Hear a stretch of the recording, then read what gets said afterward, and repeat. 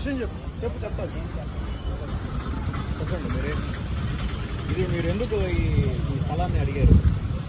ఈ committee hall కట్టమని అడిగాము. అంటే మన సోదరులందరికీ కమ్యూనిటీ హాల్ కావాలా, ఏదైనా కార్యక్రమాలు చేసుకుంటాం. కమిటీ హాల్ కావాలంటే దీన్ని ఎవరు వేయించారు ఇంతవరకు?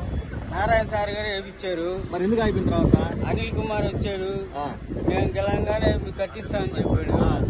ఆయన వచ్చిందిలా చచ్చిందిలా, ఇంతవరకు దాని గురించి ఏం పట్టించుకోలే. 5 ఏళ్ళు అయిపోయింది. ఇప్పుడు నారాయణ సార్ వస్తే కట్టిస్తామని మీకు నమ్మకం ఉందా? నారాయణ సార్ వస్తే కట్టిస్తారని నమ్మకం ఉంది. కాబట్టి నారాయణ సార్కి ఓట్లేసి గెలిపిస్తాం.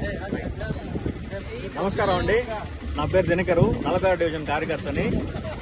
ఈ స్థలం దళితుల సోదరులకి కమ్యూనిటీ హాల్ కోసం ప్రభుత్వాన్ని ఏదో ఒక భవనం నిర్మించి ఇవ్వమని చెప్పని గత ప్రభుత్వంలో పొంగూరు నారాయణ గారిని కోరడం జరిగింది.